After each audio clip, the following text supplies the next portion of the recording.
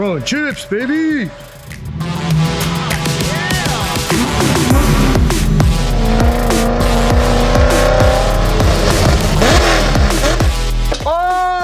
that seawater? Look at this, dude. This is the most disgusting car I've ever touched. Gonna be doing the studs because the C6 wheel bearings, hubs, showed up. They didn't arrive before the Part Shop Max guys got here, but they arrive now. You know how it is. So we just knocked the stock studs out because those are 12 mil. And if we've learned anything from this freaking race car is that 12 mil studs, no freaking good. We're only going with 14.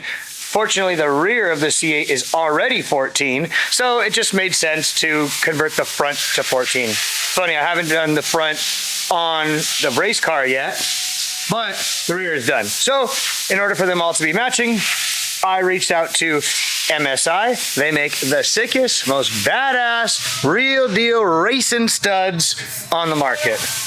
They're in Charlotte, North Carolina, NASCAR country, so you'd be damn sure that all the NASCARs up until what, how was it, 2 years ago where they went to the center hub, this year, last year, whatever, had MSI studs on them, and obviously all the other divisions have them. So I reached out to them and I was just like, this is my problem, this is what I have. Obviously I have only a certain area to work with and I need a certain knurl size and underhead length and all of that, and they were able to figure it out for me. So freaking awesome. They're incredibly helpful. I just gave them the dimensions of what I currently have, knurl, and then they're like, okay, this is going to be the closest that will work with what you have.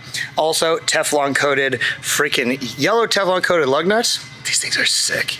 They're so nice and slippery. Like how they go on here, you almost don't even need anti-seize. You're probably not supposed to put anti-seize. I should probably ask them. But anyways, they make the best studs for racing for sure. They make a wide variety that you'd be surprised. They have so many part numbers and so much stuff in stock, and it's made in the USA. So let's drill these hubs. I have my specific C6 hub drill bit, and then we'll press these suckers in. And then we'll be all 1415 converted. Hell yeah. So I'm gonna put this in the Bridgeport, and I've been spending so much time on that thing, no complaints. Put it on the Bridgeport and get it drilled out. It's gonna take a little bit of time because finding the center of the hole on that thing is a little bit of a process. I am in the middle of mounting the drive-by-wire motor. Missed some stuff, been focused, shot some other video, forgot to do this, but let me just update you with what's going on.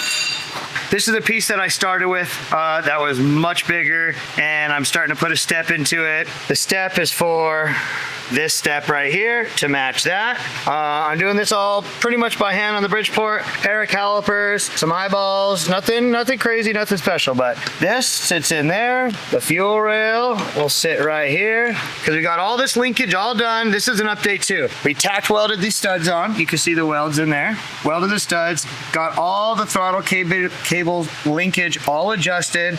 We have put some spacers where spacers were needed. I changed a little bit of the angles of these to get it dialed in. This throttle cable quick disconnect came in today from Summit, and I got my little rod end from McMaster Car. So this goes on here, gets bolted in, and then we have the little arm right here. Boom. That's how that works. So that's the basics of what it's going to look like. I'm going to do some more machining on the Bridgeport, then I'll hook it all up and show you guys exactly how it goes, but I think it's gonna work good.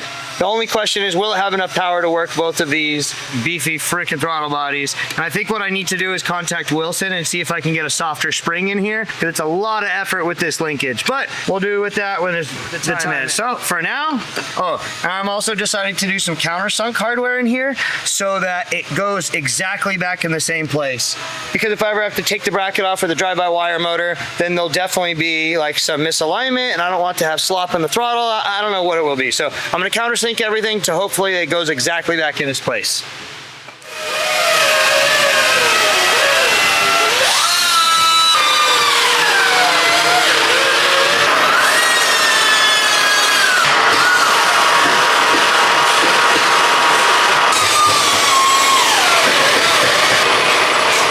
Let me explain you the process of doing these fuel rails.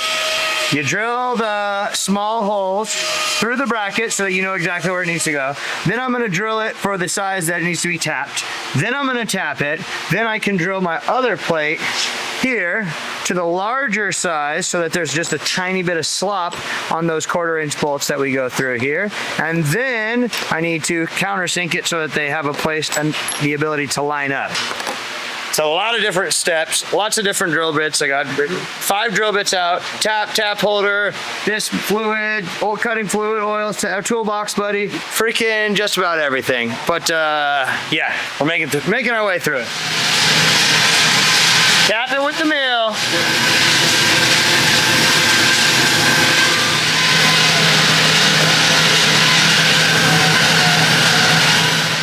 Little by little.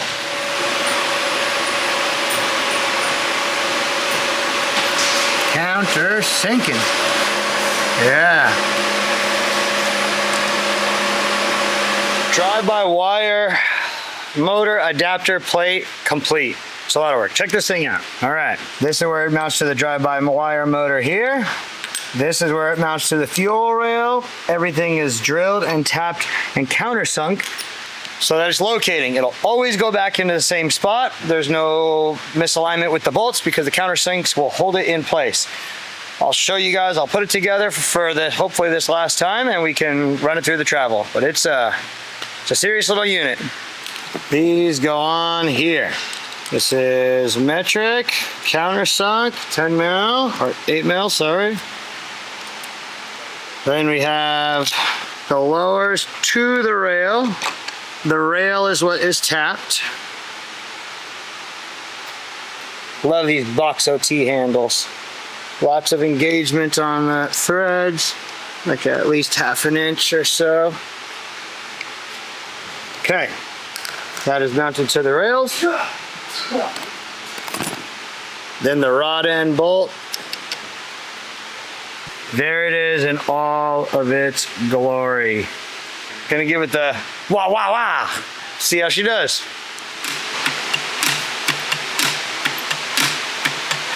The most important thing during this whole process was making sure all this stuff is not in binds. There's a lot of rod ends, there's a lot of things to adjust, there's a lot of angles to consider and heights and washers and all that, but I think we got it. Through its travel. Oh. And yeah, this drive-by-wire motor is going to be freaking working right here, that's for sure. That is pretty freaking, there's a lot going on there. I am worried that this might not be strong enough because these springs are really strong. So I'm going to call Wilson tomorrow, see if they have some lighter springs. And then I was also told by Josiah that I should get rid of this progressive linkage because it opens up partial and then maybe it's just not good for drifting. So I trust him. He's ran one of these for quite some time. So I'm going to switch over that linkage when I talk to Wilson, but this thing is actually ready to be set in the car now. And now we can finally start thinking about where these suckers are going to go. That took a long time. Yeah, the fuel rails are at an angle, so this thing's at an angle, but it would have been cool if it was straight, but I don't think it matters. Yeah. Are you gonna highlight the Camaro, dude? What about Camaro? Say something. Camaro build? Camaro. Yeah, be like, she's a 2009 model LS2 out the factory. You know, we done got rid of all that junk in there. Jay is coming today to rewire the engine harness. So a couple things have moved around since he's been here. So that means I need to not do that anymore.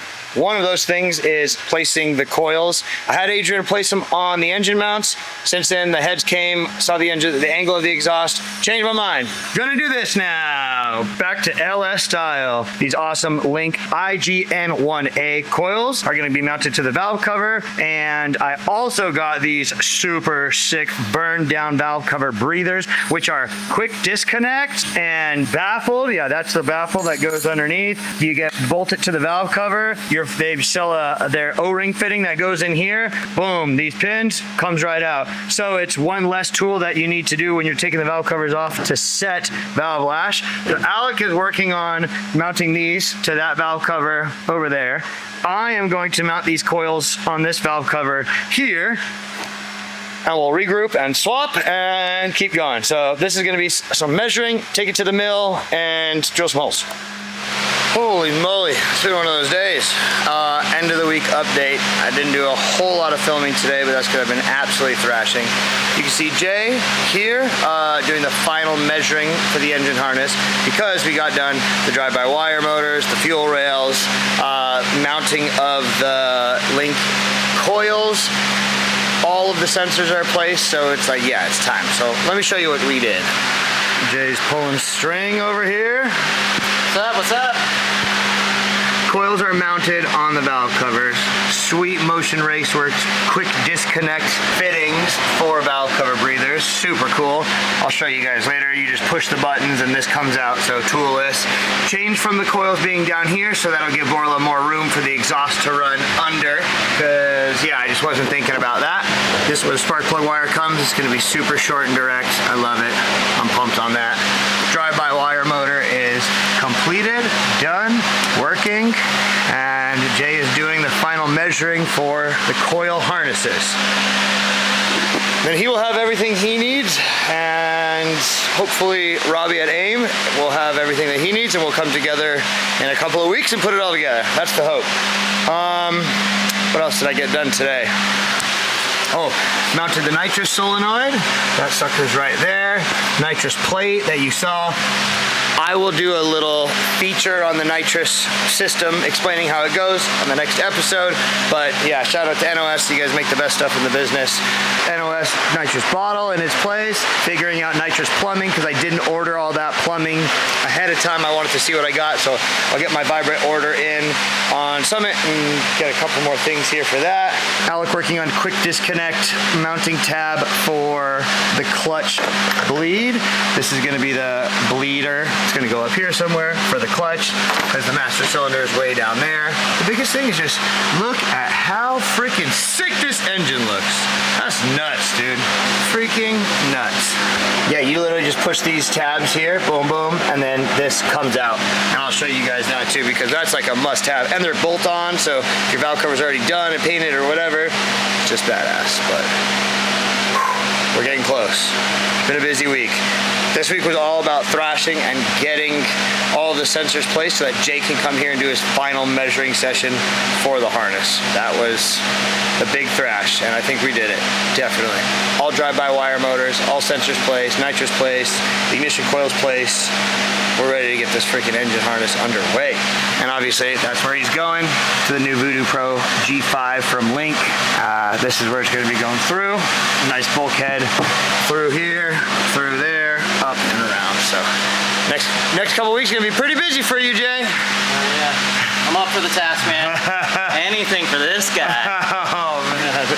His family doesn't know that he's gonna be tinkering in the garage for the next 2 weeks instead of going to their gymnastics meets and spending time with them on the couch. I'll be in the cave. Yeah, it's all cleaned out, ready for you. The wiring cave. Well, thank you to Natalie and the girls for allowing Jay to do this, because he's gonna be spending a lot of freaking time on this, extracurricular time, so that's freaking racing.